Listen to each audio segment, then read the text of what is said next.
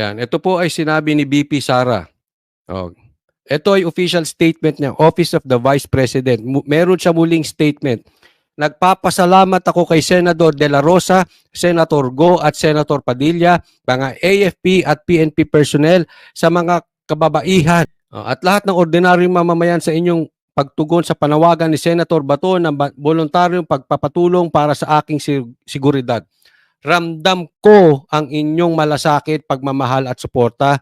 Muli po, in behalf of my viewers and my group Banateros Brothers, eto ako'y rin nagpapasalamat Senator Bato at Senator Bongo sa concern nyo kay BP Sara. Siya po din ay diretsong nagpapasalamat sa inyo.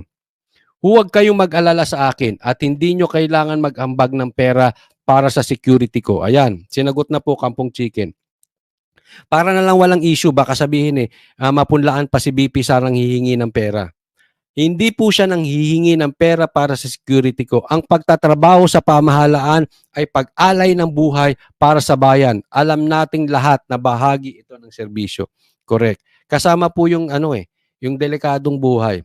Isa lang ang hiling ko sa inyo. This is very legit.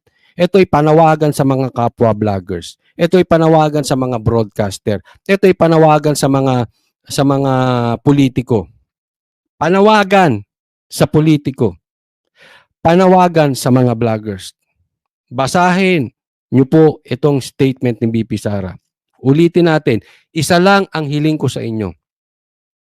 Ang kaligtasan ng aking pamilya.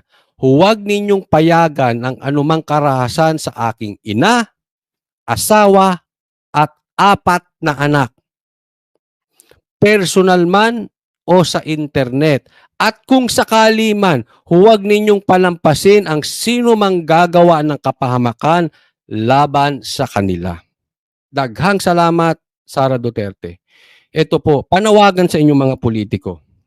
Pakipusasan yung mga vloggers ninyo na pinipersonal si BP Sara. Kasi identified namin sino yung umaatake ng personal kay BP Sara. At being kayo ang boss niyan at alam naming vloggers nyo sila dahil kayo lang lagi ang pinupuri niyan. Pinupuri kayo kahit mali. Pinupuri kayo kahit namimigay kayo ng bigas na may pangalan ninyo. Posasan ninyo, talian ninyo yung mga vloggers ninyo na walang alam gawin kung hindi atake sa pamilya. Personal attack. Dito po panawagan. Kung gusto po talaga nating proteksyonan si BP Sara, ito rin ang panawagan ni BP Sara. At uulitin ko rin po sa inyo. Dito mapoproteksyonan natin si BP Sara. Doon sa umaatake sa kanila online, sa internet. Kasi yung personal, hayaan na po natin yan sa mga pulis. Kaya nilang proteksyonan eh. Pero sa atin, proteksyonan natin si BP Sara. Higit sa lahat yung pamilya niya, asawa niya, at anak niya na binabanatan sa media. Binabanatan sa social media. Binabanatan ng mga vloggers na hindi namimili, na hindi itinataas yung kanilang antas ng pamumuhay, yung antas ng kanila ay hindi tinataas yung antas ng kanilang pagbabalita. Personal attack. Bakit dadamay ninyo ang asawa? Bakit idadamay ninyo ang mga anak? Diyan po tayo papasok. Diyan po kung gusto nyong proteksyonan ulit si BP Sara, diyan kayo pumasok.